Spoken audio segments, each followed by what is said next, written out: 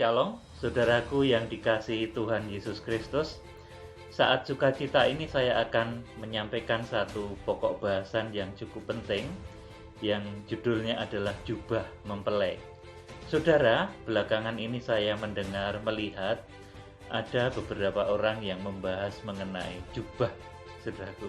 Jubah sebagai mempelai dan lain sebagainya. Saudara, kita akan kembali kepada kebenaran firman Tuhan dan kuasa Roh Kudus, bahwa ternyata jubah mempelai wanita anak domba Allah itu adalah sudah distandarkan di dalam kitab Wahyu. Sudah ada ukuran khususnya dan bentuknya adalah sedemikian. Kita akan membaca Wahyu pasal 12 ayat 1. Nah, ini jubah atau pakaian mempelai wanita anak domba Allah ini seperti ini. Saudaraku, Wahyu pasal 12 ayat yang ke-1. Maka tampaklah suatu tanda besar di langit, seorang perempuan berselubungkan matahari dengan bulan di bawah kakinya, dan sebuah mahkota dari 12 bintang di atas kepalanya. Amin. Saudaraku, ini adalah standar dari jubah atau pakaian mempelai wanita anak domba Allah, gaun mempelai wanita anak domba Allah. Saudara, jadi di sini digambarkan bahwa mempelai wanita anak domba Allah, sidang mempelai wanita anak domba Allah, orang-orang yang akan diangkat ketika Tuhan Yesus Kristus datang, dia digambarkan, saudaraku, digambarkan karena ini nanti secara fisik tidak ada. Wahyu pasal 12 ayat 1 ini, maka tampaklah suatu tanda besar di langit, suatu tanda di sini di dalam bahasa Inggrisnya disebut sebagai sign atau tanda, kemudian dalam bahasa Jawa disebut perlambang, kemudian dalam bahasa aslinya disebut saimeon. Ini merupakan satu perlambang saja. Jadi nanti wanita yang berpakaian matahari, kemudian rembulan dan bintang ini secara fisik tidak pernah ada. Saudaraku, perhatikan baik-baik. Wahyu pasal 12 ini merupakan satu saimeon, merupakan satu tanda. Tanda itu satu perlambang. Saudara, dan perlambang itu harus kita kupas, kita terjemahkan maknanya. Saudaraku yang dikasihi Tuhan, di sini maka tampaklah tanda besar di langit, seorang perempuan berselubungkan matahari dengan bulan di bawah kakinya, dan sebuah mahkota dari 12 bintang di atas kepalanya. Jadi ini calon mempelai wanita, saudaraku. Pakaiannya berselubung matahari, gaunnya ini matahari, saudaraku, bayangkan. Luar biasa kan, saudaraku? Jadi gaun pengantin wanita, mempelai wanita anak domba Allah ini matahari. Kemudian di bawah kakinya ditulis sebagai 12 dengan bulan di bawah kakinya. Kemudian sepatunya, saudaraku, ini rembulan. Ini pakaian mempelai, saudaraku. Kemudian mahkota dari 12 bintang di atas kepalanya, mahkota mempelai wanita, saudaraku. Kalau orang katakan itu apa ya, saudaraku, tiara atau apa. Mahkota kalau seseorang mau jadi mempelai itu apa? Di sini digambarkan sebagai 12 bintang di atas kepalanya. Saudaraku, Wahyu pasal 12 ayat 1 ini sekali lagi merupakan satu saimeon, merupakan satu perlambang. Kalau fisiknya nanti tidak ada yang seperti ini. Saudaraku, ini mengandung arti apa, saudaraku? Ini mengandung arti kepribadian dari jemaat-jemaat gereja akhir zaman yang mau disatukan dari segala bangsa, suku, bahasa, yang seiman di dalam Tuhan Yesus, yang betul-betul menyatu di dalam kasih, saudaraku. Kemudian bersatu itu oleh karena apa, saudaraku? Oleh karena dibentuk oleh firman Tuhan yang seutuhnya. Pakaian matahari ini adalah pakaian yang dibentuk oleh kasih Allah Bapa yang dituangkan melalui kitab Perjanjian Lama. Kemudian Di bawah kakinya ini rembulan, saudaraku. Rembulan ini merupakan, saudaraku, bentuk dari kasih Tuhan Yesus Kristus yang dituangkan, yang ditulis di dalam keempat Injil. Saudaraku, kemudian 12 bintang di atas kepalanya, mahkota dari mempelai ini, saudaraku. Ini adalah, saudara, kepribadian yang dibentuk oleh jemaat-jemaat setelah menghayati firman Tuhan yang dituliskan oleh rasul-rasul, dari Kisah Para Rasul sampai dengan Kitab Wahyu.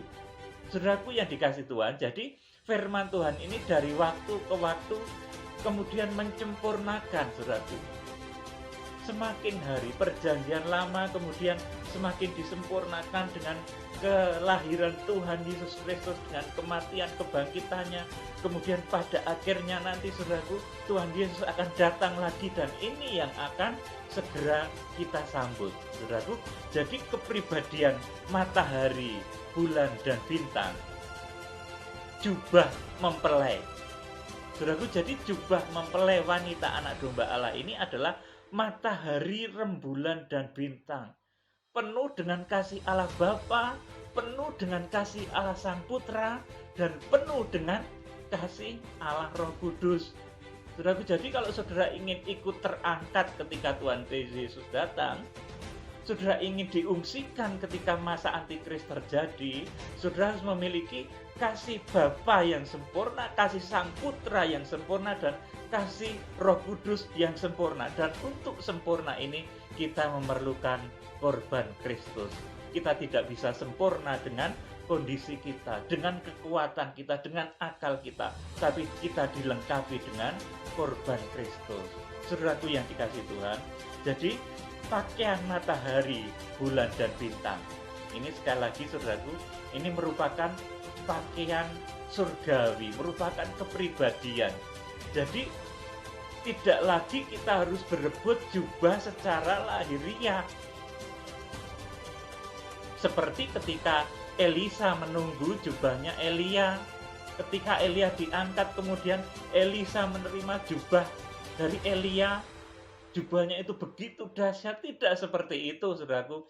Makanya kalau sekarang saya melihat ada kalau orang pelayanan pakai jubahnya kayak jubah Michael Jackson, mau tampil show, saudaraku, mau mengadakan show besar begitu, saudaraku.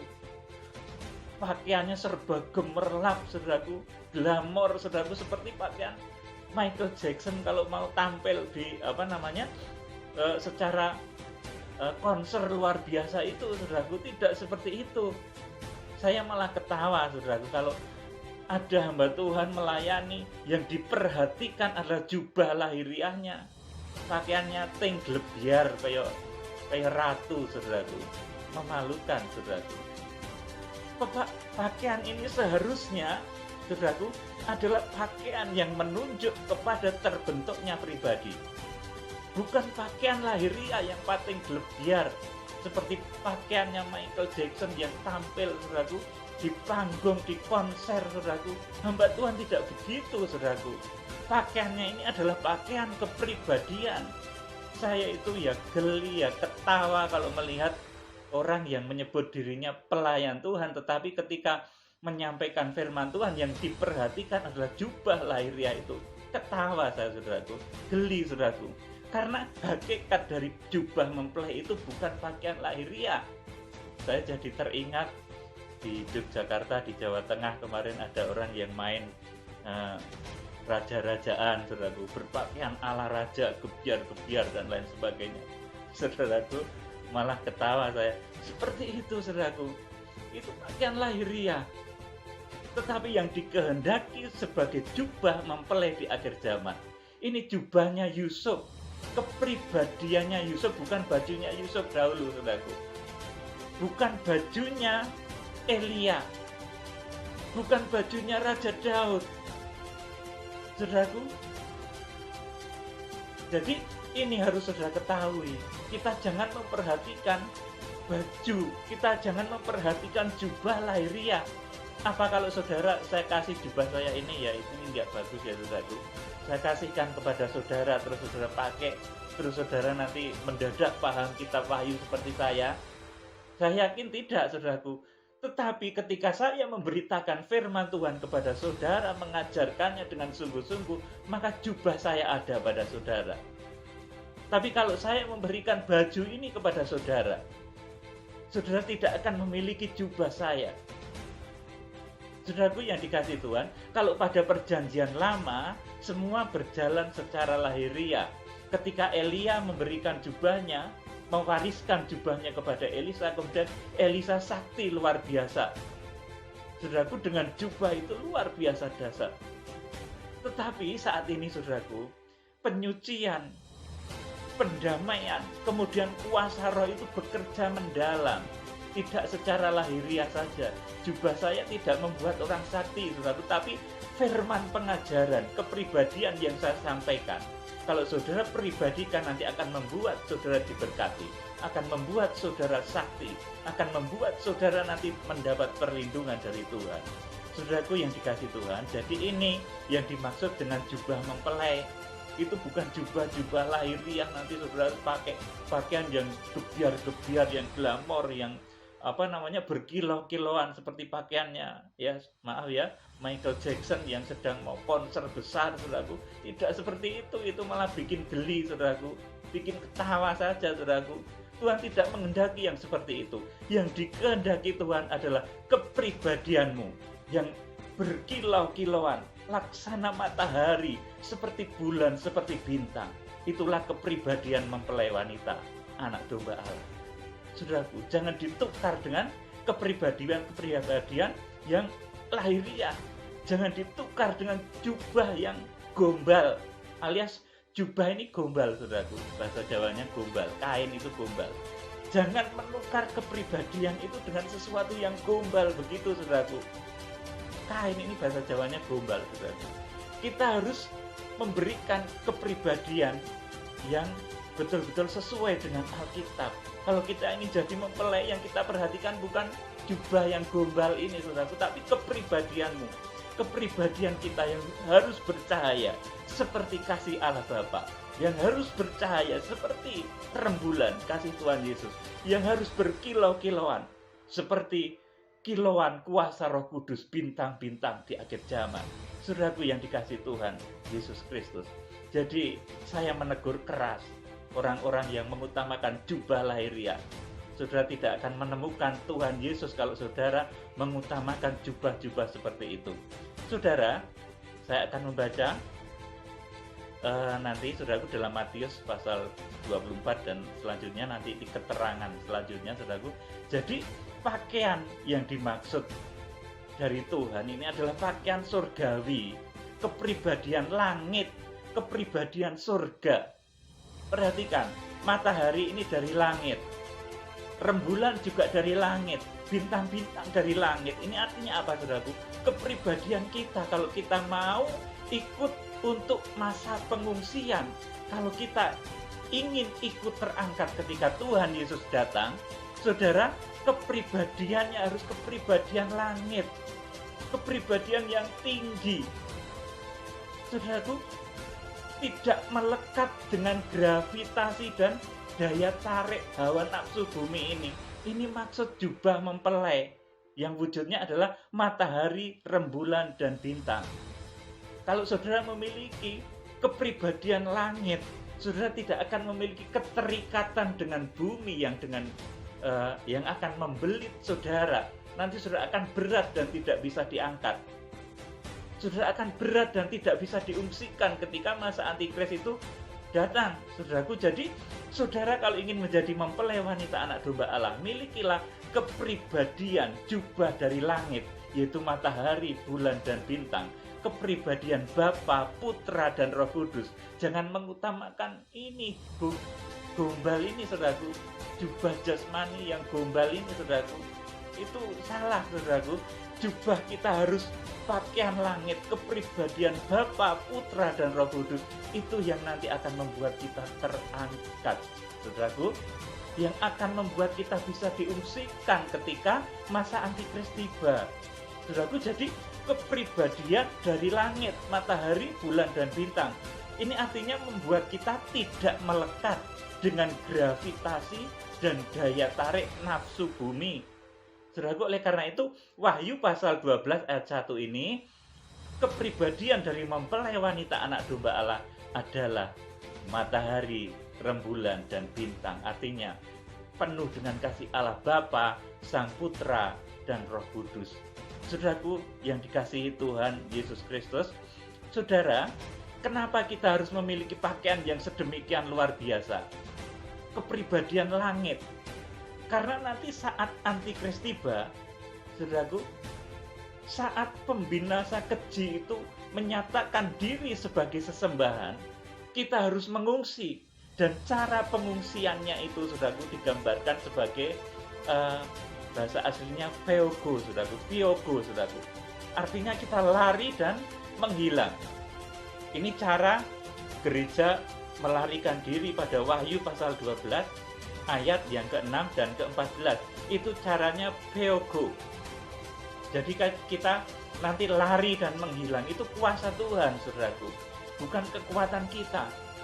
Supaya kita bisa mengalami pyogo, saudaraku, kita bisa lari dan menghilang ketika masa antikris itu terjadi. Kita lari dan menghilang ke suatu tempat yang disediakan oleh Tuhan, yang namanya padang belantara pengungsian. Wahyu pasal 12 ayat 6 dan ayat ke-14, kita harus memiliki kepribadian langit. Karena pada saat itu nanti kita akan mengalami satu kekuatan yang dahsyat. Bahasa Jawanya gitu, celing, saudara, kita dipindahkan mendadak ke padang gurun, misalkan mana gitu, saudara, Nevada. Kita celing dipindahkan ke satu tempat yang disediakan oleh Tuhan, saudaraku. Kita dipindahkan celing, saudara, ke satu tempat, saudaraku. Pengungsian di akhir zaman akan seperti itu. Dan tempat ini tidak boleh dikatakan sekarang, karena tempat itu pun nanti iblis tidak boleh tahu. Saudaraku yang dikasihi Tuhan, jadi karena pada saat itu akan terjadi kekuatan Tuhan yang dahsyat yang memindahkan kita saat pengungsian, maka saudaraku, ketika diungsikan, maka mempelai itu harus memiliki pakaian langit, matahari, rembulan, dan bintang, bukan pakaian gombal seperti ini. Saudaraku, kalau saudara masih memperhatikan pakaian jasmaniahmu, gebiar-gebiar pakaian jasmaniahmu itu gombal. Pakaian gombal itu, saudaraku. Pakaian surgawi itu adalah pakaian dari langit, dari Bapa, Putra, dan Roh Kudus. Saudara, kita akan lihat Matius pasal 24 ayat selanjutnya, saudaraku, ayat yang ke-15 dan selanjutnya Matius pasal 24, karena pada saat itu nanti akan terjadi ini. Ya, saudaraku, intinya saja saya sampaikan Matius pasal 24 ayat 15 itu nanti pembinasa keji nanti akan berdiri dan menyatakan diri sebagai sesembahan. Saudaraku, kemudian pada ayat yang ke-16 nanti dinyatakan bahwa orang di Yudea pada saat itu harus melarikan diri ke pegunungan. Karena Yudea itulah nanti merupakan satu tempat lahiriah yang menjadi konflik besar di akhir zaman. Saudara, kemudian yang di peranginan janganlah turun. Ini ayat 14 dari Matius pasal 24. Ini kenapa? Karena pada saat itu nanti akan terjadi pyogo, saudaraku. Akan terjadi satu kekuatan yang memindahkan, lari dan menghilang. Saudaraku, kemudian ayat yang ke-18, yang di ladang jangan kembali mengambil pakaian. Saudaraku, karena akan diberi pakaian matahari, bulan, dan bintang tadi. Karena pada saat itu akan terjadi pyogo, satu kekuatan luar biasa yang memindahkan gereja Tuhan ke satu tempat yang namanya padang belantara pengungsian selama 1260 hari atau 3,5 tahun.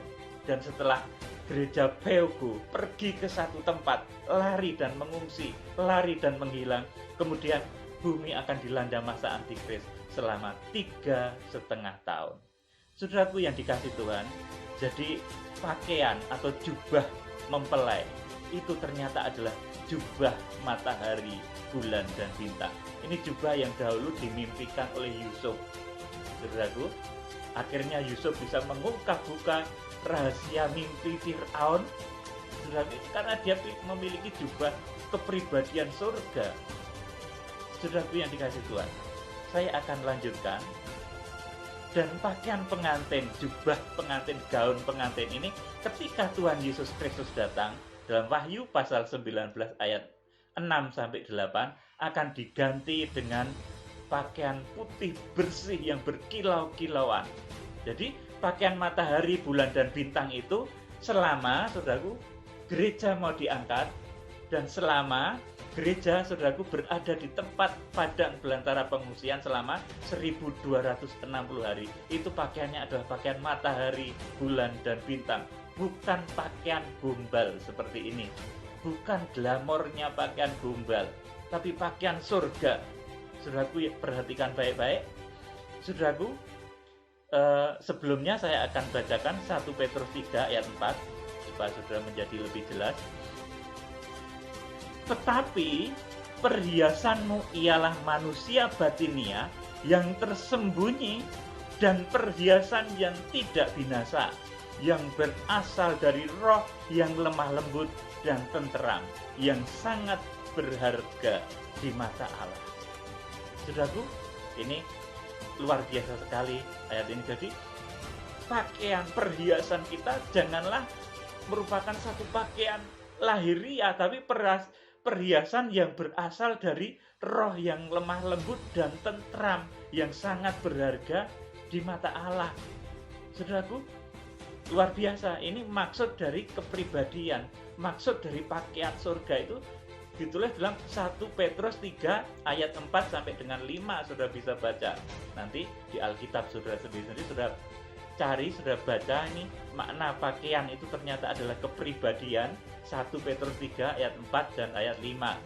Saudaraku, dan nanti ketika Tuhan Yesus Kristus datang, kemudian mempelai yang di padang belantara pengungsian itu diangkat hidup-hidup, tidak mengalami kematian tubuh, maka pakaian matahari, rembulan, dan bintang ini akan diganti dengan pakaian kain lenan halus dan putih bersih yang berkilau-kilauan. Saya akan bacakan Wahyu pasal yang ke-19 ayat 6 sampai dengan 8.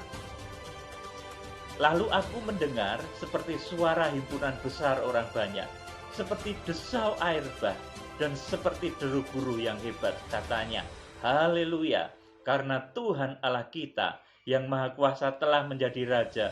Marilah kita bersukacita dan bersorak-sorai dan memuliakan Dia, karena hari perkawinan anak domba telah tiba, dan pengantinnya telah siap sedia, dan kepadanya dikaruniakan supaya memakai kain lenan halus yang berkilau-kilauan dan yang putih bersih.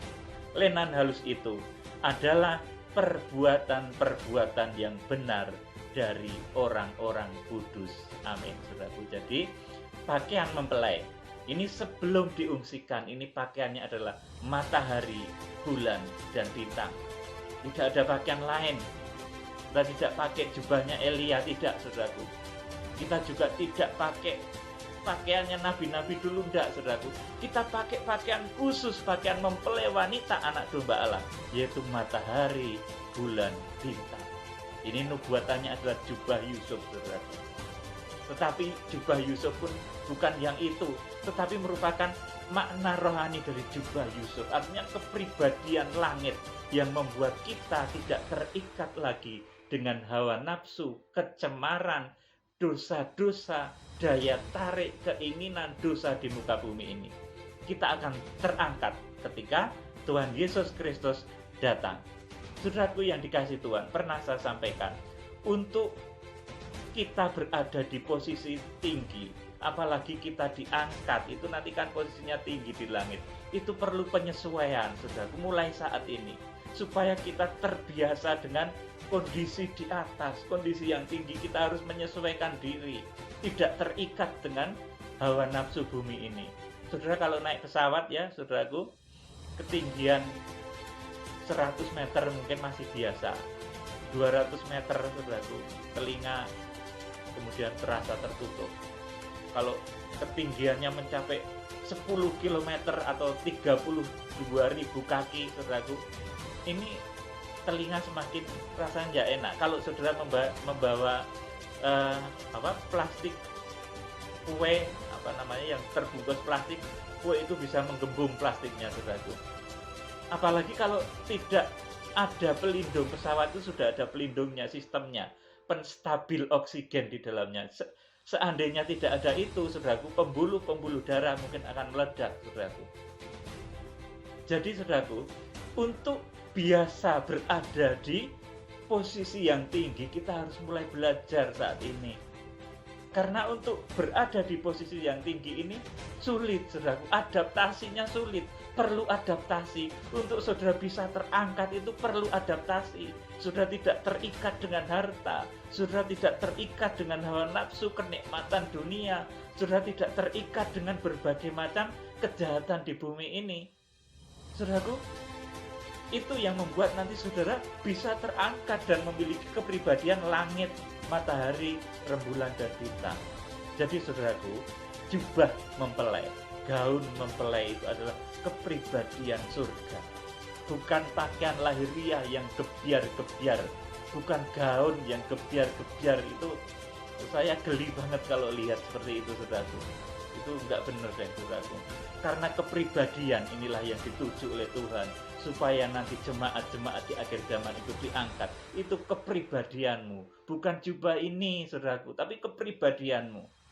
Jadi kiranya Tuhan memberkati saudara dengan roh hikmat dan wahyu, bisa menangkap apa yang saya sampaikan. Pakaian surgawi saudara miliki, kepribadian langit saudara miliki, sehingga saudara mampu mengatasi segala macam rintangan, bahkan masa kesusahan besar pun saudara lewati. Kuasa antikris, nabi palsu, saudara lewati. Saudara akan tampil sebagai pemenang di akhir zaman. Salam penuaian, Tuhan Yesus Kristus memberkati. Haleluya. Amin.